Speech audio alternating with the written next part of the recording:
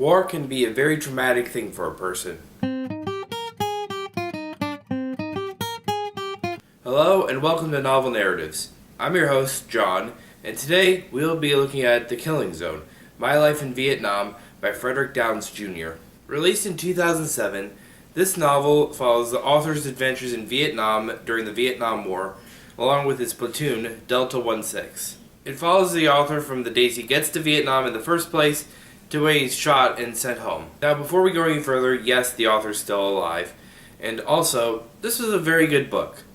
If you're someone like me who was born well after the Vietnam War, this is a good way for you to learn about the Vietnam War and just to learn about exactly what the soldiers on the ground went through and not just about the politics behind the war. It's also a very gripping novel because you really get to see just how horrible the conditions were that the soldiers had to face on the ground. The one minor complaint I have about this book is really pretty minor. It's that you do have to keep track of quite a bit of military jargon, but that's kind of to be expected considering that this is a military book following a bunch of soldiers on the ground in Vietnam. That being said, this is a very enjoyable book. I'd recommend it to anyone who is interested in learning history, and especially to anyone who is interested in learning more about the Vietnam War.